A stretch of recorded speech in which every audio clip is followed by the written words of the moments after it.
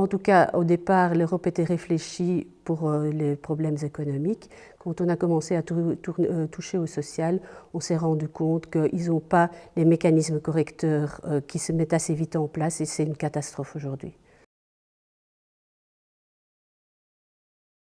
Je pense que c'est une utopie, chaque pays est différent, chaque pays a un système différent et chaque pays devra pouvoir décider de son système de sécurité sociale en fonction de la contribution des gens par exemple et en fonction de ce qu'on a en retour également.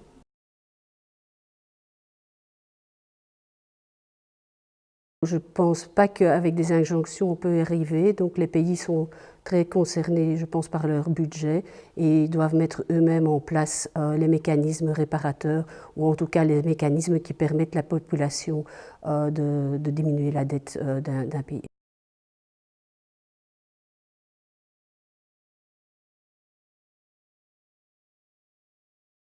C'est une utopie.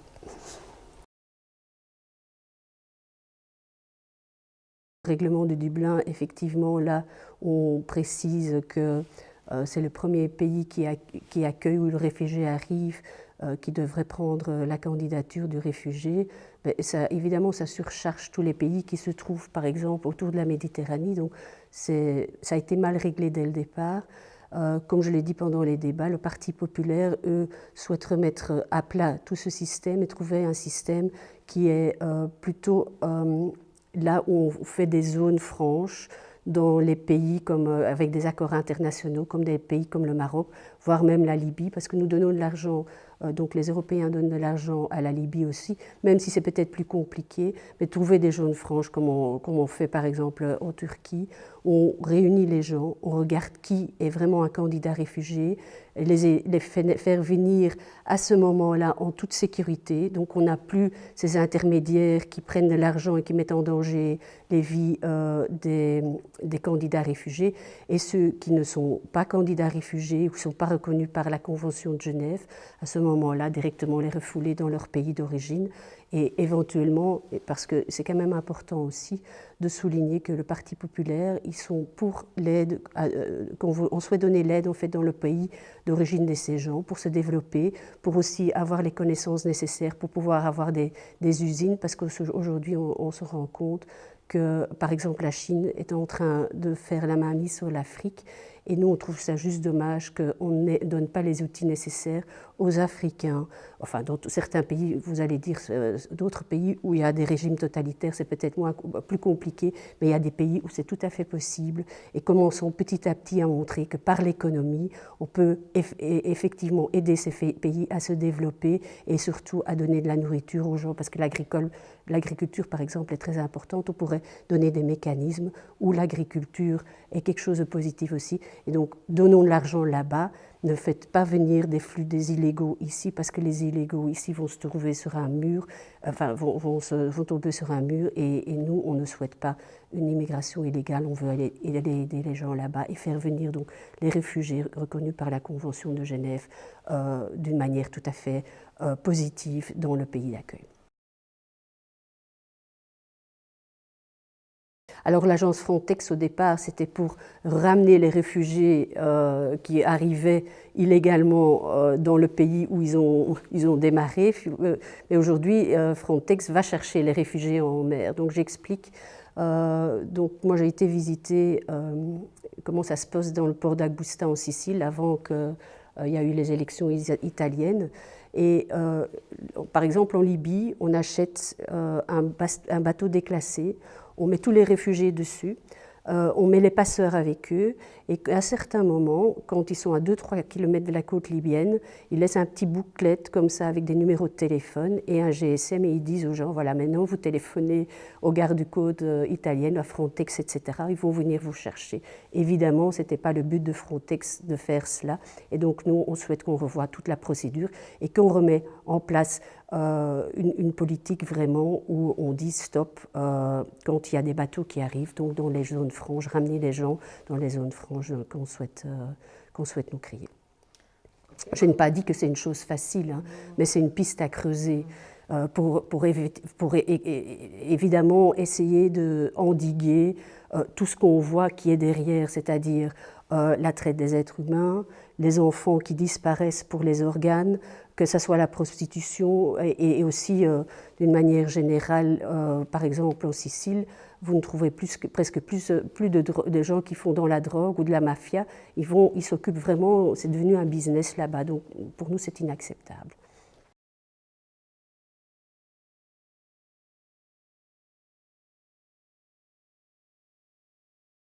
Je dirais ni l'un ni l'autre. Je pense qu'il faut trouver un juste milieu. Je pense que je suis tout court pour une croissance. Et donc une croissance ne se fera pas par une post-croissance, etc. Une croissance se fera avec des mesures concrètes en tenant compte de tous les paramètres. Je ne m'oppose pas du tout à ces vols courts. Je pense qu'il y a bien d'autres choses qui polluent autant et qu'on devrait peut-être aborder. Quand je vois ça, je trouve qu'on touche beaucoup aux libertés des gens et chacun doit rester libre et voir progressivement comment on peut changer, mais pas en une fois dire voilà, vous allez pouvoir voyager maintenant en train, plus en avion. C'est toucher finalement aux libertés des gens. Mais quand on regarde dans le vestimentaire, quand on s'habille avec des vêtements à 5 € qu'on achète dans certaines grandes marques, eh bien, ça pollue aujourd'hui plus qu'un vol court. Donc je dis voilà, il faut rester conscient qu'il y a des enjeux, mais il faut le faire d'une manière réfléchie et pas précipitée en se disant on va vous enlever maintenant toute votre petite liberté et vous n'aurez plus le droit de faire ce que vous voulez parce qu'on a décidé que c'est ça qui pollue le plus ou ça pollue le plus. Nous, par exemple, au Parti populaire, on se dit les enjeux qui sont très importants, en tout cas pour la Belgique, c'est la pollution des eaux, la pollution des terres aussi. Et donc, on voudrait aussi qu'on inclue d'abord ces pollutions-là avant de passer vraiment à des mesures où on a une rage taxatoire. On a déjà une classe moyenne qui est en difficulté aujourd'hui. On ne veut pas plus de taxes, on veut simplement une transition normale. Et donc, c'est aussi une des raisons pour lesquelles on est pour le nucléaire. Parce que le nucléaire, la transition nucléaire, en tout cas vers la 4e génération, est quelque chose d'important. Ça émet moins de CO2. Ça nous permet d'avoir, donc par exemple dans notre étude que nous avons pu faire avec le bureau du plan, c'est démontré que c'est 25% moins de CO2 qui est émis quand on maintient le nucléaire pour l'instant pour les 10 années à venir. C'est aussi de l'énergie moins coûteuse, donc c'est un gain pour les portefeuilles des gens. Et c'est aussi une sécurité vis-à-vis de blackout.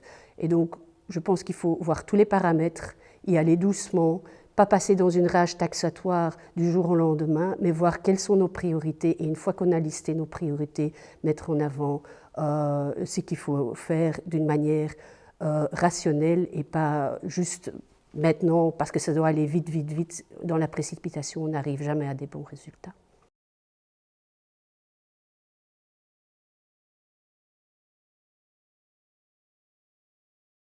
On a notre culture, donc voilà, elle est là, notre culture, on peut la vivre. Au niveau européen, je dis voilà, chaque pays a sa propre culture, a ses propres fêtes, a ses propres manières. Donc je pense qu'une culture européenne me paraît très très difficile. On peut effectivement penser à échanger nos cultures, à les faire connaître autrement, mais je pense que c'est propre à chaque pays et que chaque pays doit décider ce qu'elle souhaite vivre, comment elle souhaite le vivre, comment elle veut le faire véhiculer. Contre, parce qu'aujourd'hui c'est une liberté qu'on a quand même de pouvoir critiquer par exemple sur Internet un film qui sort. Et donc je pense que ça va juste amener beaucoup plus de bureaucratie et que ça ne permettra plus d'être aussi libre dans les critiques qu'on donne, positives ou négatives. Et donc non, pour l'instant contre.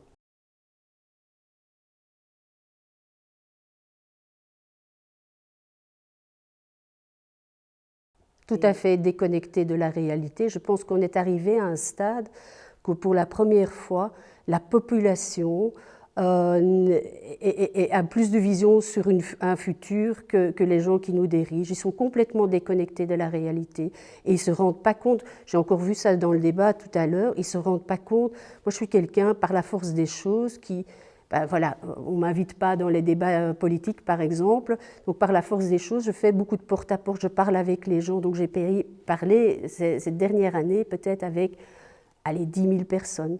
Et je vois qu'on ne tient pas compte de la réalité de leurs souffrances, de ce qu'ils vivent. Et donc, aussi longtemps qu'on ne tient pas compte de sa propre population et qu'il y a cette élite qui dit « oui, mais ceci est bon pour vous », ça ne marchera jamais. Donc, c'est pour ça que moi, je suis tout à fait pour les débats démocratiques où les gens peuvent s'exprimer, où on peut avoir une vision différente, mais enrichissante pour trouver des solutions qui sont valables et bonnes pour tout le monde.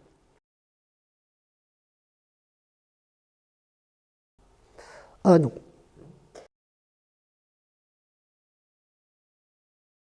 Pour, tout à fait, parce que ça permet justement d'avoir les débats. Et chez nous, on voudrait même aller plus loin. C'est que quand il y a un référendum, par exemple, qui est tenu, on est tenu par ce référendum. Donc, on a vu le Brexit, ce qu'ils sont en train de faire. Moi, je peux vous dire, moi, j'ai mené une étude de 10 000 personnes pour le Brexit, parce que j'étais directrice d'un parti européen à l'époque.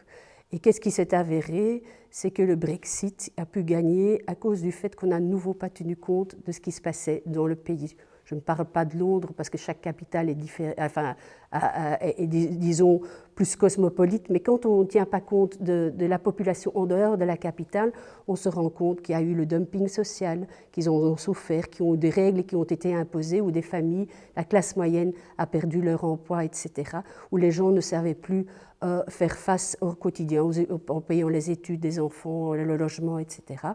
Et justement, dans cette étude, elle démontrait que les gens allaient juger là-dessus, ce que l'Europe allait faire pour eux, pour leur quotidien, et si ça ne changeait pas, qu'ils voulaient le Brexit pour justement que leur pays, enfin le gouvernement de leur pays, puisse mettre en place quelque chose qui tenait de nouveau compte avec les desiderata. Et ça, en fait, c'est ça le Brexit aujourd'hui.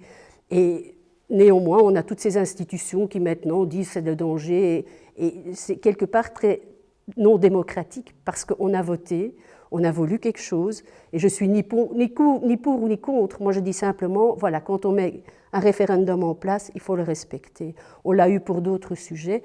Moi, par exemple, le pacte de Marrakech, ou le pacte de l'immigration, eh bien, je trouve que c'est un sujet qui change fondamentalement l'Europe. On a bien vu que nos citoyens n'étaient pas unanimes. On aurait eu un débat, on aurait pu parler, évaluer, les gens en connaissance de cause auraient pu voter et ça aurait peut-être donné le même résultat, peut-être pas. Mais le résultat, au moins, aurait été positif dans le sens qu'on aurait une majorité qui allait vers une chose, une minorité qui aurait dû accepter ce que la majorité souhaitait. Et donc, le Parti populaire souhaite effectivement un référendum qui lie les partis pour tout ce qui est important, qui change profondément la société ou la configuration d'un pays.